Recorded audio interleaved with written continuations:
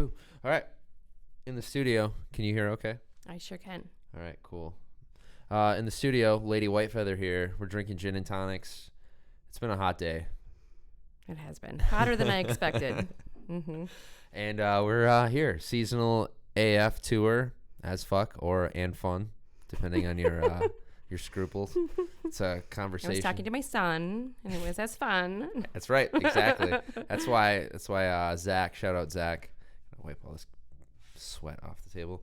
That's why Zach came up with it. He's a good guy. Nice. I'm like,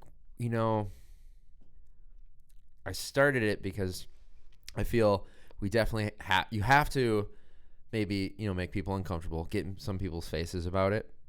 And that was where the name came from. That was the name came from originally for even Team Early as Fuck. But I understand some people, are not comfortable with it. I get that. Also, I have a big zero swear tolerance in the gym, so I'm not just walking around dropping the F-bomb in front of small children. That's a challenge. It is be a like challenge. on and then off. It is a challenge because I definitely had a potty mouth growing up. I Yeah. was the kid you always had to be like on because I was always pushing boundaries. Yeah. I'm like, I found this cool word. I'm going to say it whatever I want. But no, but always having the, like, if someone does swear in the gym, like child swears, it's like having not just crushing them, yelling at them. I always have to try not to giggle if it's done well. What especially. if one of those really heavy things like lands on your foot or something? Exactly. And then I'd be like, okay, it happens. But then having the conversation with them, like, hey, do you realize this is when you do that? Like, there's a time and a place, the setting, people around you. It's my kids. Whatever you wouldn't say in front of great grandma. Yeah, there you go. Don't even say it. I love it. Mm-hmm. This gin and tonic's so good. But anyway, so that's where the name comes from, all that kind of stuff. But we're on the tour. It's August. We've got the workshop. I'm trying to think of when this is gonna release. It might be before. It might be the week after or the week of. But anyways, what day's on the workshop again? Workshop's on a Monday. Podcasts drop on a Monday. But I have to look at my podcast kind of collection. But anyways, I'm excited. August workshop. We're gonna be doing like we were talking about before the show. Your CSAs of late. A couple of our members at the gym have shares with Whitefeather are just ridiculous. Like it's like if you go on Shutterstock and look at vegetable pictures, it's from your CSA. There's pictures in Shutterstock? There will be after I take them and upload them of your vegetables. But just so you're aware. So you should have your kids on, is taking pictures of your farm and uploading them to sell. It's really the wintertime job. Okay. So like the webpage hasn't been touched since March. Yeah.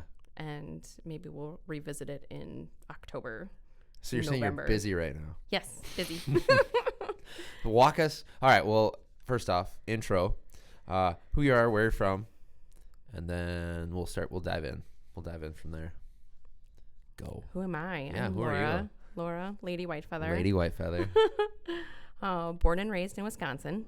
That's kind of important to me, I guess. You and me both. Wisconsin AF, as I call it. Right.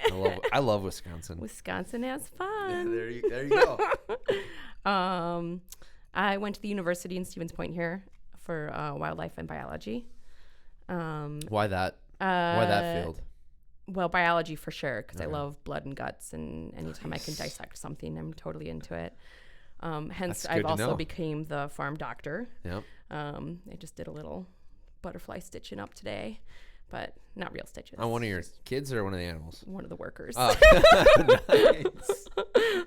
That's awesome. Sharp knives. That's go a long way. That's a good skill to have. It is. I like it. And I had projected plans, but I got about halfway into my degree and I realized I really loved horticulture, but I also was not planning on staying in school for another 2 years to switch my degree. So I stuck to my path, and it still led me here. So sweet. Yeah, I've definitely used my biology science degree being with having kids and homeschooling for a long period of time, and still homeschooling one of them. So I think it's gone a long way in that department. But so college is right around when I met Tony, and we did a lot of traveling. And in the outcome, we own a farm in Custer, and we're farming Whitefeather. Yep. I like it. I wanna go back into the blood and guts thing. This is intriguing. This is interesting me. Where does that come from? So like growing up, I don't even know where does it come from? I don't know. I think that it maybe didn't come from anywhere, but more an ease of maybe my cousins that were stabbing the frogs that we had to rescue. I don't know. Fair enough. Where did you grow up in Wisconsin? Multiple different places, but spent most of my like high school in the Wisconsin Dells area. Okay. All right. Yep. Farming, hunting, urban. What was urban at that time, but we lived countryside and in town, a lot of different places for various reasons. My grandparents had large gardens, but nothing on like farming scale. But my maternal side of my family did hunt a lot, and I did spend a lot of time with them, more like trapping and hunting to kind of use everything. That was maybe, skinning beavers and taking out oil glands. That was pretty cool. Oh my God. I'm glad you think so. I do it. It's an integral part of trapping, but I'm never like, that's cool. And maybe the first one. Feed the carcasses to the eagles. And, that's right. Eagles appreciate that. They're scavengers. Yeah. Carrion. Yeah. Well, that's cool. So hunting and trapping, what kind of how early did you start those things? Or like, what are some of your maybe earliest, fondest, maybe least fondest? For hunting and trapping? Yeah. Definitely going up to my Grandpa Meltison's outside of Toma, Camp Douglas area. Okay. And my grandfather was in charge of a large piece of land that Southerners would come up, and he would pretty much house them and hunt for them, or maybe like set up the hunting for them. But he managed this large piece of property, and he was passionate about it and definitely cared about using every bit of everything that he got. I mean, snapping turtles turned into stew, and clocks from the shells. Oh my God, that's badass. And so it was like he definitely had a passion for the land, and my uncle also has followed in his steps and took over after he passed away. But nice. Yeah. Very cool. I never shot an animal myself. Oh, really? No. So I just went with. You just went with, and they made you clean everything. Well, I'd help. I wanted that part. Yeah. I don't mind the. Interesting. Yeah. Fair enough. What's your favorite animal to process, butcher, however you want to call it? Well, maybe I guess then and then now. I guess it's an important skill, right? I can't. Like, I was pretty young when we were doing the wild animals. On our farm, we've done turkeys and chickens, but I guess a turkey's easier than a chicken because you can fit your hand in better. It's a valid point. I never thought. But a turkey is heavier when you have to lift it multiple times. Right? You get tired quicker. Yeah. That's a good point. I never thought of that. I'm gonna actually no. Yeah, this last season, I had a couple grouse and wood duck, and I'm like, this sucks. It's way harder to clean. Yeah, you just might find small children to help you. Stick your hand in there, honey. I'll have to use the neighbor kids. I got some young kids. Indy's totally into butchering. Good. She's 5. She still has small mitts. I'm gonna call Flora. I've got a whole bag of rabbits and birds. I'm gonna be over in about 20 minutes. Make your kids butcher for me. That's doable. All right. So you've got the family land. You're hunting and trapping. I want to ask a bunch of questions. I love trapping. Was it in the ice trapping? In the ice trapping, did you use, was it like snares and string? Do you remember? I know you were young. So my grandpa hunted all the time, all year round. So I think all of the above. Yeah. But I mean, I was young enough that like I wasn't allowed to handle the traps or anything. Okay. So Fair I was enough. just more like the wild. the happy joiner. Yeah, and you're like, hey, I'll chop up this animal. Yeah. I love that. It's awesome. All right, so you never actually got to shoot anything. We can fix that. No, I don't actually have a passion to. You have a bunch of bows in your garage. Yeah, bows is different. Long bows. I mean, like if you're talking, like nothing like a gun, like whatever those are that are compound or whatever that take the weight. Those are like a gun, right? Like you just have to snap a trigger by the end. Well, it's definitely space technology. Yeah, it's not. Space, it's definitely when people are like, they get on their high horse and they're like, oh, archery over rifle. It's like, and honestly, compound bow is very advanced. We just really don't eat that much meat. Yeah, I mean, we raise meat, and we barely eat meat. Yeah, I mean, we get plenty out of vegetable and grain and whole food, plant based. Yeah, my son took out the gun today though. Did he? Looking for rabbits. Nice. I was gonna say bunnies, but some people might not like that. Bunnies. Hey, they're getting fat on all of your CSA vegetables, so the raccoon will be next. Not that I want to eat a raccoon, but they're not bad. I've had your raccoon chili, organic, silky raccoon. There you go. Your raccoons off your farm, I bet, would be amazing because they're just eating all of your fresh vegetables. They're not like. They're eating the sweet corn right now, so. I was gonna say they're gonna be fat off corn. They're not like out by me. They'd be eating carp from the river. Ew. So they would not. Fishy raccoon. Yeah. You don't want that. Or like city dumpster diving raccoons. You don't want any of that. But out by your house, I bet they'd be good. They'd be like a rare pork. But all right. Okay, I gotta get off the hunting tangent. I didn't know that about you, so it's super interesting to know. Okay, so we touched hunting and trapping. Born and raised in Wisconsin. You're up north at the family property. What about, and you mentioned large gardens in your family. What do we got there? Any magical moments? Well, my grandpa Yuki was the famous strawberry picker. I saved his pants for a while with the strawberry stained knees. That's awesome. Yeah. And I don't think I really paid too much attention at that time to the garden, honestly. Yeah, that's fair. Yeah, I would wild forage fun stuff, fiddleheads and stuff like that. Do you still forage a lot? No, we farm a lot. Oh, okay. Well, I didn't know. When I want to go hunting for mushrooms, I go up to the shiitake yard. That's fair. And you're like, pretend like I'm foraging. Ooh, I found some shiitakes. You tell the kids, go move that log out in the woods, so I have to go find it. Right. I like it. That's fair. All right. Well, so we're in school. You're deciding wildlife biology, right? Was not for you. You're big into horticulture. Well, I still loved it. Yes. I mean, definitely. So what kind of spurred the change or the decision to? It was probably Dr. Freckman, one of the professors in botany. I mean, he was really amazing. It was I think he retired shortly after I graduated. But there's inspiring people in your life, and you're like, whoa, people open a new world. And I had it in my head that I had learned about CSA, back then, which was like in 2000, 2001. There was a whisper of it in the Stevens Point area. And I was like, whoa, what is that? Wow. Who was it back then? I don't even know. And it was a woman. It was like out at the Northland Ballroom. We're listening to bluegrass out there, and there was a person that was out there like north of Northland, and just the tiny, I don't know, little increment left in your brain of, they're not there anymore. Yeah. But I wonder if there's it was in my brain of when I graduate, I think I would go check out a farm.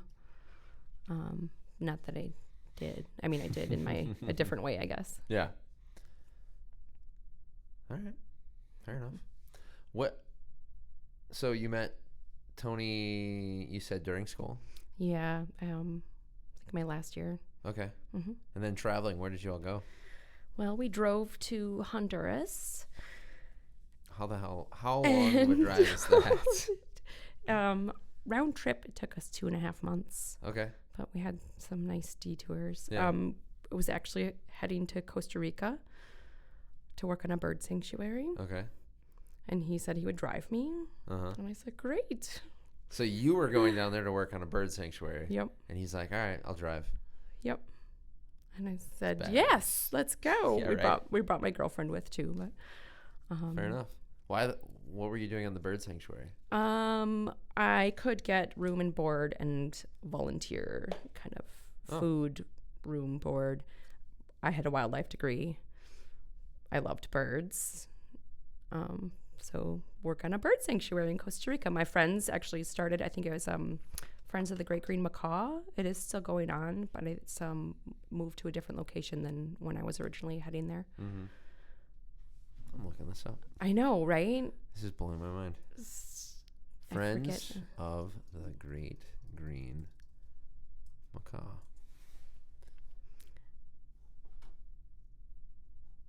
Lapos de Verde Migos, something. Fair enough. Yeah, so never made it to Costa Rica. We decided to turn around, and the story just keeps going from there. Fair enough. Worked out. Here we are. What were... You're going to have too many questions. Way too many questions. Where... At what point... So... Where was Tony? What was Tony like? Where was his headspace for farming at this point? So Tony, and where was yours? You were obviously interested in birds and experiencing them. Right. And Tony definitely had already had his I'd say vision, his aha moment of I want to grow food. Mm-hmm. Like food is essential to life. Yeah. So why not, pick a profession or a job or the future that is something that's essential to life. Yeah. And he was living in Portland, Oregon, and had been introduced to CSA already, but also had worked for a Quaker woman in Canada on a large organic farm. Mm-hmm. So he was definitely, already into it. Yeah. Which is why we turned around in March, because he was getting the growing bug. Like, oh my God, it's hot in Honduras. The candles are melting off the wicks, literally. And it's spring up there. So Jesus. What about that interested you?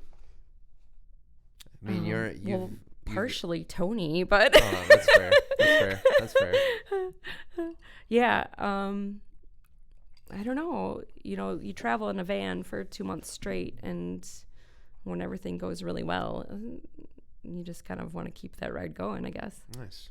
Cool. Yeah. So, and then you come back, get into the whole farming thing. What does that look like from you've got the wildlife biology degree, traveling, birds. You follow the crazy guy, and you come back and you're like, yeah, why not? Let's jump into this. What is that like? That seems oddly terrifying at this point. In tow.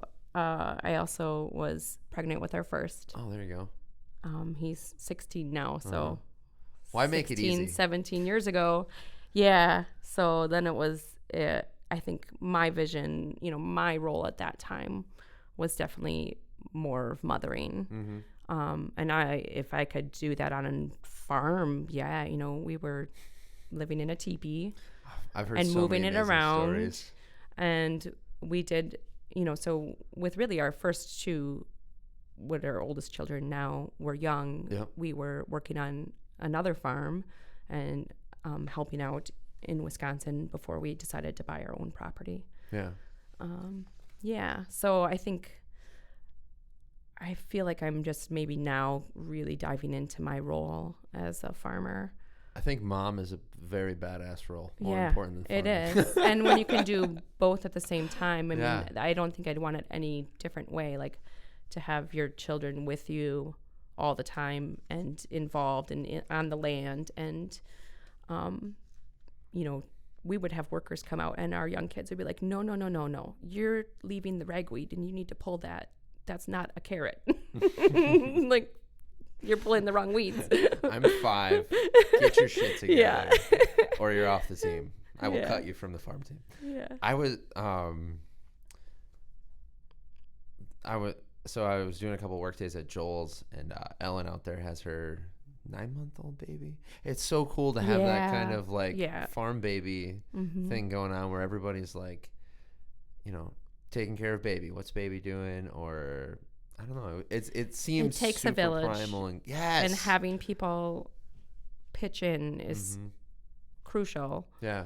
And I mean, I feel like that's the beauty that we have here in this area is the community is very rich and very involved. And it's nice to know your neighbors. Yeah. And it's nice to have people you can depend on that are not family, but as close as family.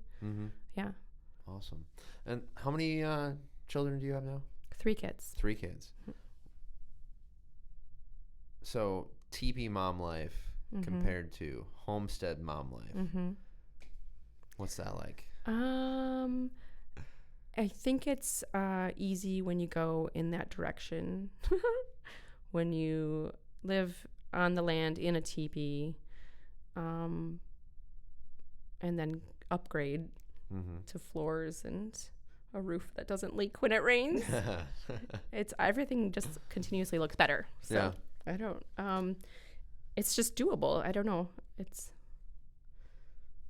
I don't know. I'm in awe right now. Did you grow up camping a lot as a child? Yeah. Okay, so you were like semi, like I've got this teepee living. Yeah, totally. And probably moving a lot helps because you have to pack up your stuff and decide what stays and what goes, and you reduce what you own. I need to do more of that. We all do. I mean, I still need to now. What are some things? I guess. So, growing up, you didn't live in a teepee. No. Okay. Just wanna make no sure. teepees. That to you assume this role, the mantle of mom, plus you and Tony are starting this business, doing all this crazy shit in a teepee, like learning things and figuring out where you want to be. Kind of, what are we all try to like look back at our childhood and kind of like think about things that we enjoyed, things we didn't enjoy. And then I'm assuming, especially once you're a parent, you're like, well, I won't do it that way because I really didn't like that. What are some of those things when you're, badass mom in a teepee? Maybe I have to ask my kids. Well, I would love to get your oldest on the podcast at some point. That kid like trips me out. I feel like we lived at that time, and maybe even still now, a unique lifestyle, but it's more unique because we live in the United States.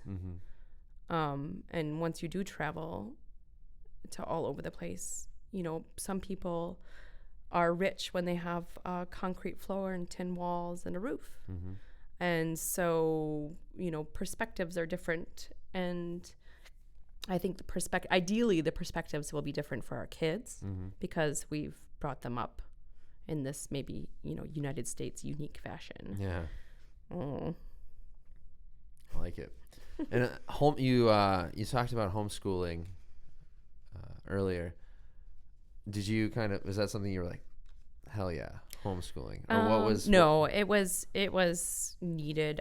When Cirrus was young, we also owned land in Arizona, and so we would stay in the teepee in Wisconsin from April to November, and then leave November to April for Arizona. Okay. So instead of breaking up a school year, it made sense to school at home. Yeah. So that was the. What does that look like in a teepee? We're not traditional homeschoolers. Very. We're more like life is your school. What are you interested in? That's what we're going to learn about. And then you find resources. I mean, our neighbor now is Dr. Hans Schabel, and he's the entomologist from the university, which is also retired now. But he took Cirrus under his wing and taught him how to identify insects and properly pin them and the process and this and that. And, because that's what he was interested in. So that was, like a quote unquote semester of school was more geared towards insects research than whatever else they were learning at that age. Hey, I went to traditional school, and I'm fairly certain I don't remember 95% of it. So yeah, and it's hard. I mean, Yeah. because you constantly question yourself if you're doing it right, and if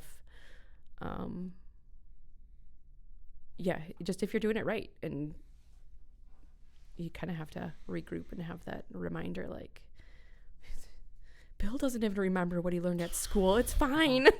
and your son, like, I've got two jars of elderberry syrup over there that I finally was able to get. It's box elder. Box syrup. elder, not elderberry. Sorry, Box elder. I just don't want to tell people that they can go and tap elderberry trees and get syrup out of it. Right. Box elder syrup over there. My bad. I don't want you to be down on yourself. Like, your kid is total badass. Right. It works out. I mean, in the long run, you want to raise good people. Yeah. Like, he's going to be a person in society. All of our kids are going to be people, members of society. Mm-hmm. So can they be good people? Yeah. Hopefully. Hopefully. Exactly. So you've got your I shouldn't say the mom thing locked down, because I was just a total pain in the ass. I don't think anyone's ever got the mom thing locked down. I do have a 5-year-old. Yeah. And a 13-year-old. It's not over. It's not over. The war is still you're waging it right now. But and you talked about, raising good people. What does that look like to you with your mom philosophy? I mean, respecting others, Mm-hmm. no matter their age or, all the rest. Yep. Helping when needed. I don't know. I'm good. Do you need some lessons, Bill? No, I think back to kind of my mom and I are going through this right now with our relationship. So she's from a very broken house. Like, her dad is a terrible person and abused her mom physically and mentally. So, and then my mom was the only girl and treated horribly in her family. Mm. Like, I don't understand how someone can go through all that and be like, my mom's the nicest person in the world. Like, to be a good person. Yeah. Still, right. Exactly. And her laugh, like, I hear her laugh or see her smile or get a hug from her, and it's just like, it just, I don't know. It's like the strangest feeling coming from her. Like, how much love she can put into the world after she's seen so much shit. But growing up, like, she couldn't talk about it. She was still mm-hmm. wrestling with her demons, while she was raising us. And she never had really any way to express it or talk about it. And as I get older, having seen a friend of mine lose his dad without being able to have some of these conversations, and almost losing my dad to a heart attack, it just kind of like gave me that kick in the ass so many of us need, where I want to have these difficult conversations with my mom and be like, hey, what were you thinking about when you were, like, these things growing up? She, like, for her, it was always just hanging out with us. Like, just always time spent with us. Straight up. I mean, I think that's what kids need mm-hmm. the most, is just like literal connection. Yeah. Yeah. It could just be sitting at the table together, and mm-hmm. It's just that simple. Yeah, being together. Yeah.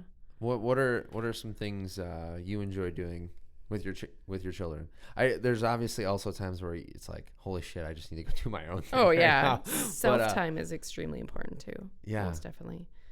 We can dive into both of those. Let's start with what you do like to share time with your children on.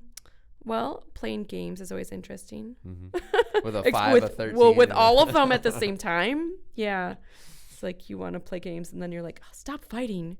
Like, taking each child individually and spending time with them alone is probably the best. I mean, if you can take one and do, even if it's like, we're going to go get coffee for me and, buy your shoes that you need. Like, that can be just as simple time together as any, It doesn't have to be fishing and swimming and all of the fun, quote unquote, stuff that you'd put together with it. Yeah. But, having one-on-one time, which is tricky with 3 kids in a running farm and where you barely leave the farm at all. I mean, this is going to be my, most times off the farm in 1 week because I'm here. Well, hey, thanks for coming. It's awesome to have you in the studio. So and then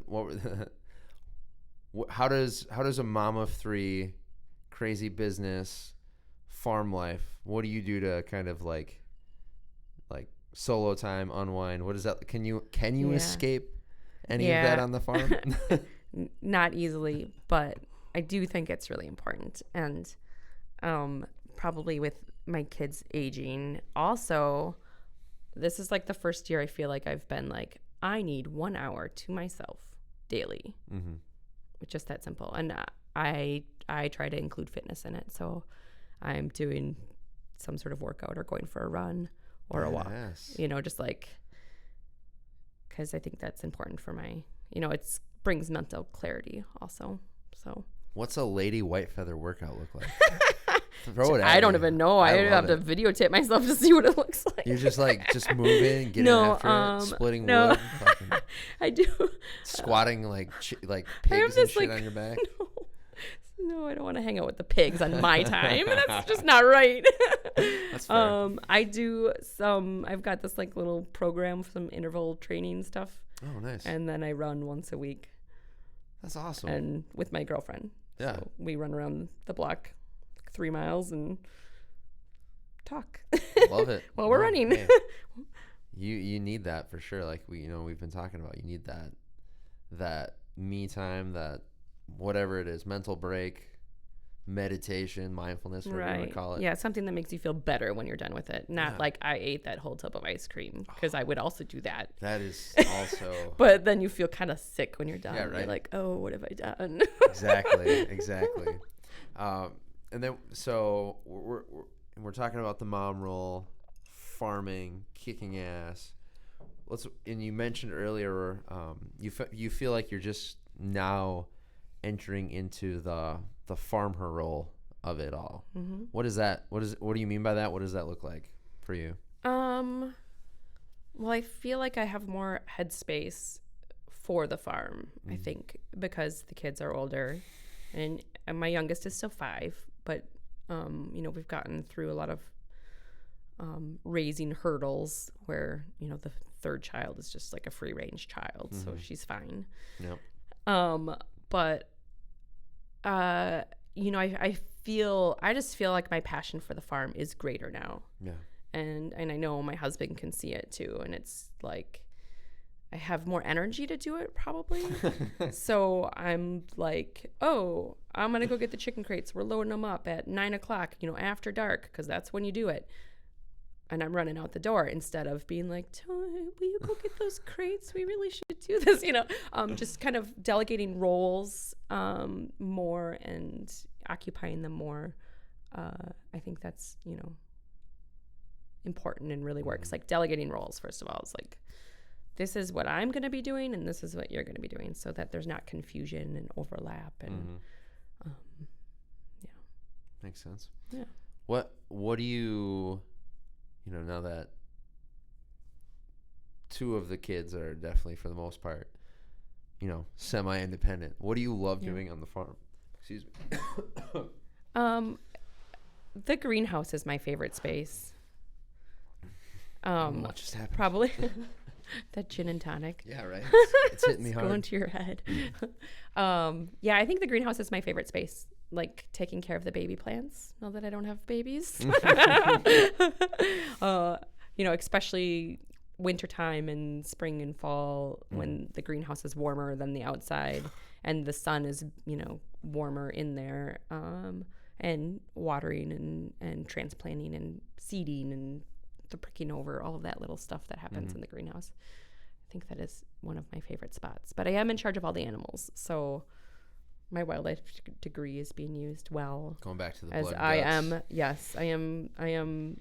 So nobody has to question, do the animals get fed? Am I supposed to do that? Or are you supposed to do that? That is my full occupation job of animal chores every morning, and then also ideally selling all those animals, which we still have some quarters of pig for sale. So if anybody needs, quarters of pig, let's go. Shout out, get on it. How many, like, what's a typical, I guess, or at most, how many animals do you have? Well, we have anywhere from 6 to 9 pigs a season, and that usually lasts from like late spring to December. We do about just over 400 meat chickens a year, and that's in runs of about 120 at a time. And we butcher those on farm ourselves. Nice. Are you the one running the knife? Well, we kind of have a nice system. There's 6 of us, and Tony's on the front end and I'm on the back end. So he's doing the the hard part of like actually taking the life of the animal, which it's really important for us to do this properly and, accurately, which is why he does that. That's fair. And then we got a solid 4 crew in the middle, doing viscerations and whatnot. But I train usually if anybody new in, and at any point in time I get to step in, Let me show you how this is like done. remove some lungs because those are the hard part to get out of the chicken. And then I do the final inspection and clean up. So if there's any weird glands left over, and we do this nice little French tuck with the legs. Our birds, when they're done, we're really proud of them. They look good. They like shine. Ding. So if I'm on the line and I fuck up, I will say something. Good. How many strikes do I get before I'm just off the team? You might have to switch jobs. Yeah. Okay. Yeah. I like it. What have you found? Because you didn't grow up animal husbandry. What have you found to be like most enjoyable about it? Stupid microphone. I would say, our operation allows for pastured animals, and watching the animals be as much as themselves as they can is definitely rewarding. Our pigs are on pasture. When I went out there later in the day, after they'd already been fed and watered and all that, they were covered in mud and they were so happy. I drove by in the lawnmower and they all like were stirring each other up and romping around and like crazy. I was like, please don't get out. Stay in your fence, your tiny little fence. But they were really, able to be pigs. And same with the chickens, and they're pecking around. They've got a moving chunk of property all the time, and there's new seeds, new grass, new insects, and they scratch and they make dust baths, and they are being, I feel like they're true animal. So I couldn't agree more. Like when you go to, I was talking about this with, it's very similar going up to your farm. The surrounding area is very lacking in diversity in many areas. Talking with John and Holly, it's very obvious when you go to their place. It's just like monocrop. Giant. Maybe there'll be a giant livestock building where nothing gets to go outside. Yeah, you're like, is there something in there? Yeah. I don't know. I can't see anything. Yeah. And then you show up at your house and the animals are roaming around and they're foraging for their food. It's not.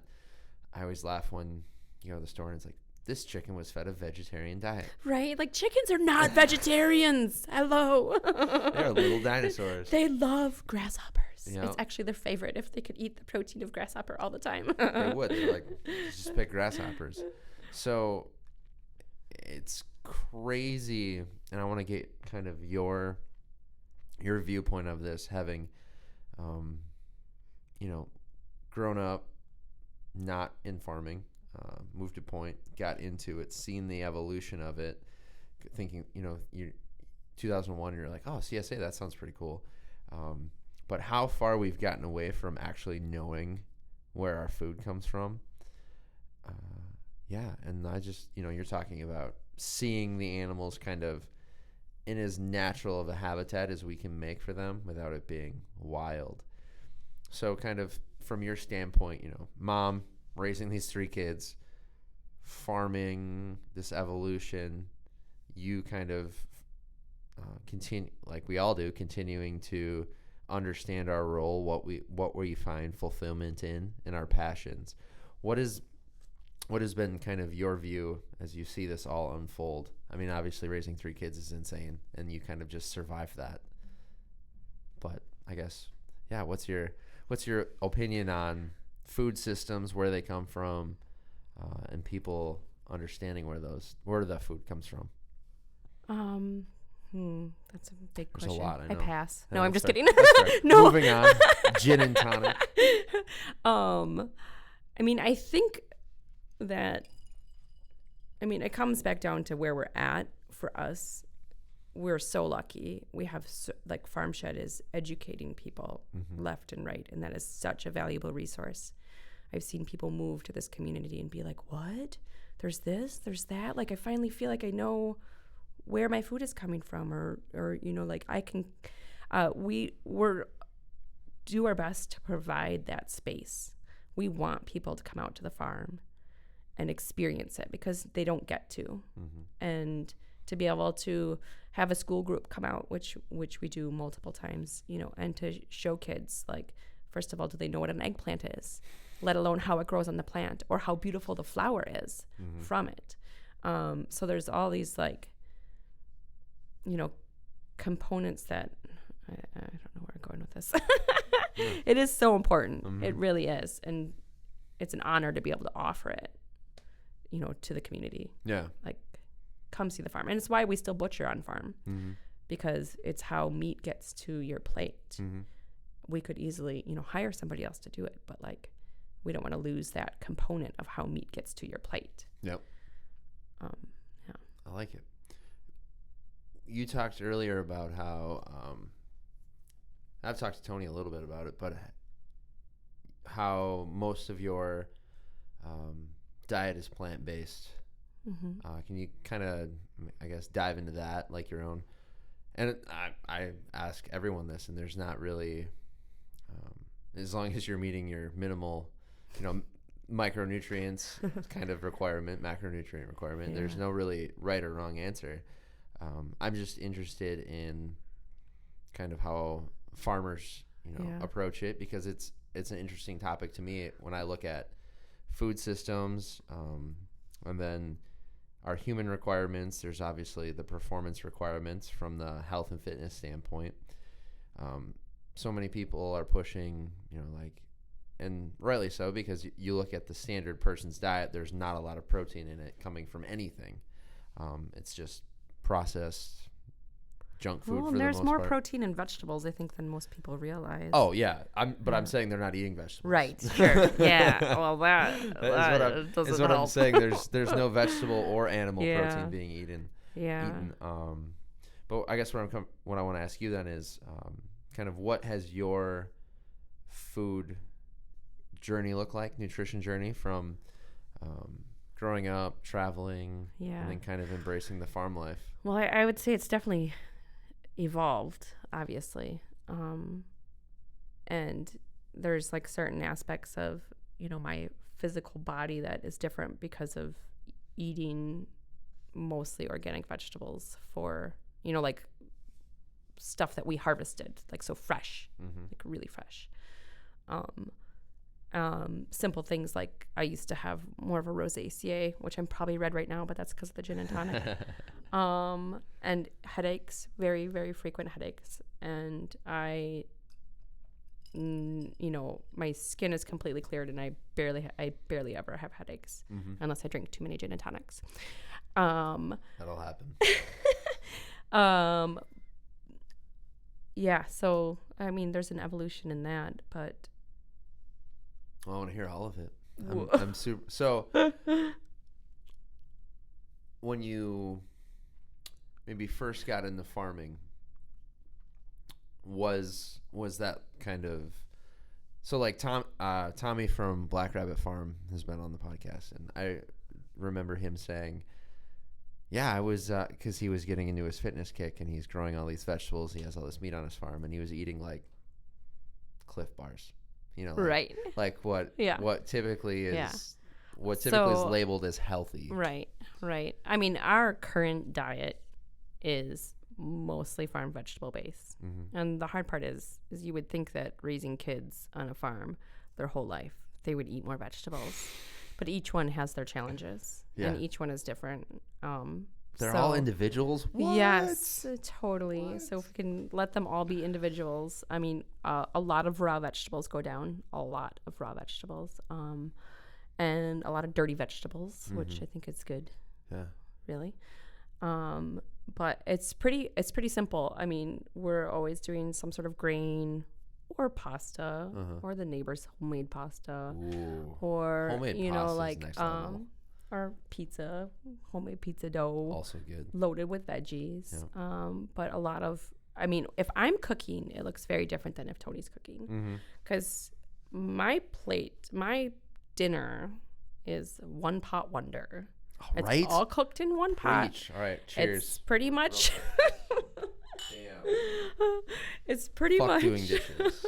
Cast iron, and usually like fried it with an olive oil or steamed with oil and water, salt. We're gonna have so much pepper. Fun at the workshop. You chop it up, you cook it to the right level, and then you put it on the rice and you eat it. Tony's meals are like going to a fancy restaurant. There's like 5 different dishes. Each one is treated differently. Each one has seasonings and spices and like has its own name. Oh my gosh, yeah. Like, and like his favorite wintertime thing to do. We were just talking about this. Is watching this Saskatchewan woman cook in these huge.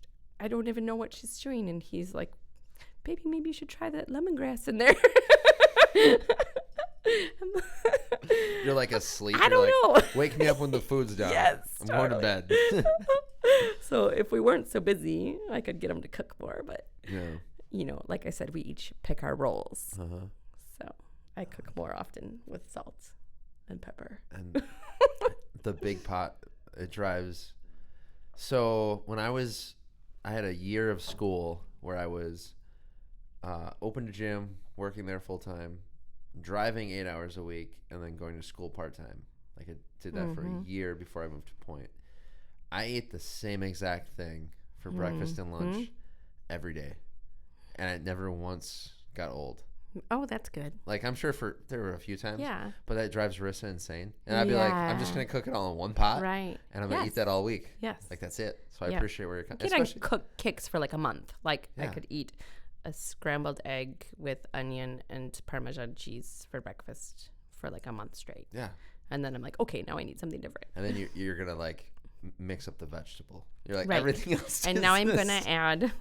I'm gonna add this some zucchini. One thing, and now it's totally different. So yeah, I completely understand where you're coming from on that. So I want to cooking. I think something I hear in the gym a lot from a lot of moms is I want to ask you this because you've started this fitness thing, which I think is totally badass and awesome. And you have 3 kids and a husband who, all over the place, just running through his vegetable garden. All the time. All the time. I say sun up to sundown, but sometimes it's after sundown too. So. Right, you have to go. You send one of the kids to go find him. You're like, go follow the light on the tractor that's out in the field. Go find your dad. Cooking, and that's obviously a big part of Seasonal AF, but how do you, as a mom, you have your own taste, or I should say a person who has their own taste, but then a mom, 3 kids, God knows what each of them wants to eat in a meal. Is Tony picky with what you're eating, with what you're cooking? Only if I put boiled eggs in it. Good to know. But I never boil an egg in the house. I don't think I've boiled an egg the whole time we've ever been together. So, but I'm not gonna lie to you. I don't think I've ever boiled an egg. Right? I hate boiled eggs. I don't hate them, but That's just like, the one thing Tony won't eat. Yeah, I'll eat them. Is but boiled egg. He won't even eat it. It's not good. Yeah, it's like he's totally in your ballpark. Yeah. Anyways, continue. That got me sidetracked. I'm sorry, but coming back to the cooking thing, what is that like tackling that? Well, I hate cooking. I think that's probably where Tony thinks I've maybe failed. Your kids are still alive. You couldn't have failed. They're still right. Have any of them starved to death? Right, no? Because I typically will make the plain stuff with, if I'm gonna do 2 pots, my 2-pot wonder. Okay. Would be the plain stuff with the things that I know that Tony and I are gonna love to put on top. So if I'm gonna do up a potato dish, because we love potatoes, and they're fresh right now, they're so good. They're so good. Oh my gosh!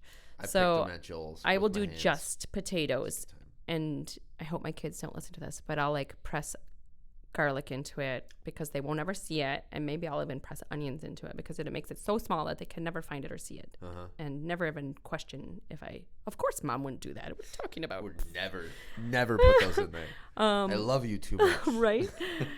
And that'll be just cooked separately, and then like a pile of veggies with other things will be planned to go on top as a separate addition, because I think it's important that they do eat. But then there's the forced. There's the forced. Like they love raw vegetables, raw carrots. They'll eat their broccoli raw.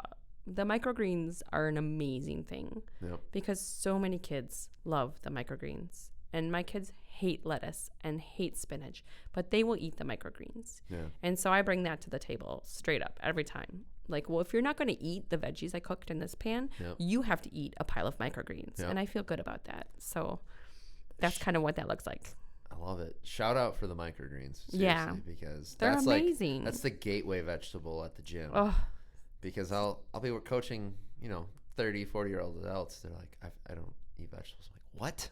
Right. They're so good. Like, you're an adult. You've lived through so much. Don't you realize you need vegetables? Yeah. And especially like in season right now, if you go to the farmer's market, just buy a few of each, try them all. Right. Yeah, there's going to be some you're like, that wasn't good. Ask for smaller containers. I'll always make you a smaller container. Yeah. You're sample size. You're in luck if Laura's at the farmer's market. She'll take care of you. I love when you're at the farmer's market. No offense, Tony. But I asked that because like when if I'm cooking for friends and they have kids, I just tell them straight up, I'm like, you're gonna have to make them something. They're not gonna right. Yeah. So trying to keep something separate that doesn't have things added, but an alternative, like just raw carrots usually gets something. You have to eat vegetables. Classic. Like, okay, you want to eat the rice, well, what are you gonna have with it? You have to. I usually, if I'm having other people's kids, there is a spread on the table, and not all of it's cooked, right? And then I say, you have to pick out 3 different things from the table. It doesn't matter what it is, and it doesn't matter how much of it is. You just have to have 3 different things on your plate. Nice. Here's your options. And other people's kids, it's easier to make other people's kids eat things that they don't think they like. Really? Than make your own kids. Is that just because you're a lady Whitefeather? So you should use that. They're like you can use that too. You use that too. You say, Mom, go away. Okay, son, you need to eat something here. Just try it. Is that what I sound like? I do that with garden though. I've got a garden at the gym, and I take groups of fun groups of kids. Yeah, if they're like harvesting something. Yep, exactly. Talking they about might where it comes think from. they hate it. Yep. If they can pick it and sample it, like wipe it off in your jeans, sample it. There's like so much comes out of that. Yeah. Yeah. Definitely. I was. Well, it was with Greg Wright. He was at the garden. We were talking, and he's like, we're talking about gardening. I'm like, I don't think I would. I grew up gardening with my grandma. It was one of our last conversations we had together. But yeah, just like taking the vegetables out of off the vine, off the plant, even playing in the soil, being like, I help make this soil what it is. It brings pride, even if maybe you didn't raise it, if you get to go harvest it, it does. It does. There's a certain pride from finding it, picking it, and bringing it to the table. Definitely. Ashay used to do that to Tony. I'd go to work back when I worked a different job. She was little, and she would go around the farm harvesting random things and chopping it up and putting it on a plate, and he would have to eat it. Does this include random weeds? Mostly edible, but maybe stuff you wouldn't eat raw. Yeah, that's fair. Yeah. That's fair. A lot of raw kale, like chopped up with like whatever she could find that Just was stuck harvestable. Like in her little baskets. I brought you dinner. I love it. He's just eating like patty pan squash like an apple. Right. But she was proud of it. Yeah. So, you know. You have to eat it. You're a dad. Yeah. Suck up, Tony. I like that a lot. I want to keep rolling on cooking because food's fun, and we have obviously the workshop. Pizza. I've been out to your farm and had some badass pizzas. So good. Walk me through your favorite pizza. Ooh. What's going on Lady Whitefeather's pizza? Oh my goodness. Well, the dough is made from scratch, which is really great. I really love Tony's white sauce because that sounds inappropriate, but I do. He has a great white sauce. I've had it. Yeah, and then I really like potatoes. So you par cook the potatoes and slice them really thin. So it's gonna have potatoes, and then shiitake. Okay. I mean, I'm just making a pizza that's not on the menu. Well, yeah, so, you're not gonna just give this to anyone random. Shiitakes and some of our pork sausage seasoned by ourselves also, and onion, of course, and something green. It has to have something green, so I don't know what you would put on. Maybe some pesto dollops or something like that. Ooh. I don't know. What would you put now that's in season? I mean, right. So that's maybe a not seasoned. Your CSAs are crazy right now. Yeah. Well, we just started making pico, so I think that would be the pico pizza, and it would have the classic. You'd cut cherry tomatoes up and pepper, onion, garlic, hot pepper if you like the jalapeno, or some whatever hot pepper is close enough to ripe. Those ones are a little slower, but yeah, the pico pizza, red sauce, mozzarella. That sounds so good. Maybe I'll have to make one at cilantro. Oh yeah, micro cilantro on top. That stuff is money. It's way better than regular cilantro. That would top it. It is phenomenal. Yep. Like seriously. Cilantro is very hit and miss for me. I like it, and then I get a batch of cilantro where I'm like, I don't know if like what is it? I think that's a farce. I hope it is. I think it is. I just think I'm getting bad batches of cilantro. Yeah, I could eat micro cilantro like by the handful. But I was gonna say micro cilantro totally different than. Yeah. I don't know what it is. Where are you getting it from? That's the problem. Just all over. Like I'll admit it. Just if I'm like I need salsa. Yeah, I'll just go to Aldi's or wherever and get salt or cilantro. Dude, call us up. I know, right? Just get like a we just cut it, poundage. That sounds so good. I should. Oh, damn it! When are we going this weekend? I'll send Rissa. That's the other problem. I need to just set up a day where I just drive to all the farmers and hit up the farmers market because I'm usually gone Saturdays, which is the worst. I know. I haven't seen you lately. I'm gone every Saturday. Yeah. I'm just always like.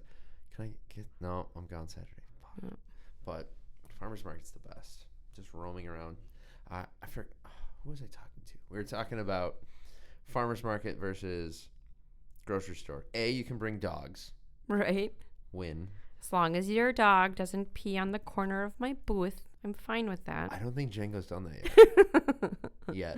Yet. Dun, dun, dun. I'm trying to think. No, he usually pees on strollers. Because the baby already peed on it. They're mobile, and I think he's literally like marking the baby. But no, he just tries to steal your squash from the basket. Oh, right. I was like, no, because he squashing cucumbers, he loses his damn mind. I don't know what it is. Oh, he's a plant-based dog. That's sweet. No, he doesn't eat them. He just runs around with them. My old dog loved vegetables. Like you feed her vegetables, she'd eat them all day. Django like just holds it in his mouth barely. Like he's like, yeah, but I want to hold on to it. Yeah, you don't want a dog that eats vegetables on a farm. He would be the worst. They would go out and like help themselves. Just eat all your vegetables. Yeah. He would be the best and worst farm dog because he would chase all the shit that eats your vegetables, but he would then get bored and most likely Like he can also eat your vegetables. Yeah, he just rip them off and run away with him. He's a useless farm dog. I've told him this. I'm like, dude, you're lucky you're a bird dog. 'Cause you'd be Well, you have a purpose for Yeah. them. I think animals need purpose, and they do the best that way. Definitely. I mean, dogs. Yeah. Yeah, you weren't talking about your kids. Yeah, well, they do need a purpose also. That's true. We all do. We all do, yeah. We're all... We are also animals.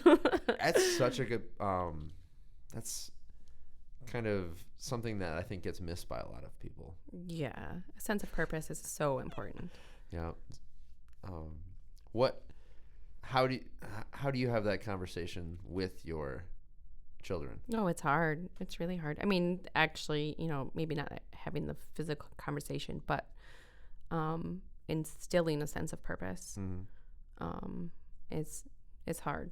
I mean, it's like some kids just come up with it all on their own, and others don't. And yeah, it's I don't know, especially like the homeschooling aspect where you're with your kid all the time, and you're the one being their primary teacher and parent. Yeah. So you're at home teacher and school teacher. Oh my God, I would have been right? so much That's trouble. hard. Yeah. It's not for every kid. It's not for every kid. I mean, I think my daughter wants to I think I want to be homeschooled. I'm like, oh, no, you don't. That one's not going to work. That bus right there, I've already got your spot reserved. Don't worry about it. I mean, that's the beauty of our lifestyle also, is that we get to really decide what's best for each child and help direct them in that way. So, I like it. Yeah. And the 5-year-old we were talking about, she's the one that wants to be the farmer. She has pronounced she is a farmer. The Whitefeather. Yeah. The Whitefeather. Prodigy. Yeah, there you go. She getting to work on the timber frames with Tony. Oh no. No. That would be Cirrus. Cirrus is very, very, mechanically and capable. He's the best at sharpening the chisels for Tony to timber frame. Nice. Like literally, Tony's been like, "That was the best chisel I've ever had. Will you sharpen it again?" Can you sharpen it? Here's, I'll pay for gas money to sharpen the chisels. Yeah. Literally, yeah. So, no, she's my animal helper. She is the best chicken wrangler ever. Chicken gets out, and you're like, well, go get Indy to help you because she'll get it, and she does, and she probably breaks less eggs than I do. Yeah. So, and she works with our crew a lot. She's a very compassionate little person too. So, she cheers them on. She's like, you look like you're having a rough day. Yeah, you're doing a really good job. Really. Like the meme where the little girl's patting the dog on the butt when it's pooping. I have not seen that, but oh, it's so good. She just it's like might be a gif or a meme, but she just walks up to him good job. Good job, buddy. Yeah, doing what you should do. Your daughter's doing out there. Yeah, totally. Nice. Holy crap, we already hit an hour. But oh dear. What do you? I guess you're farm her, mom, Lady Whitefeather. What do you want to what's your goal? Obviously survive this season, like the busy vegetable season. But what's your goal, or what are you kind of envisioning for yourself going forward now? Am I supposed to have purpose?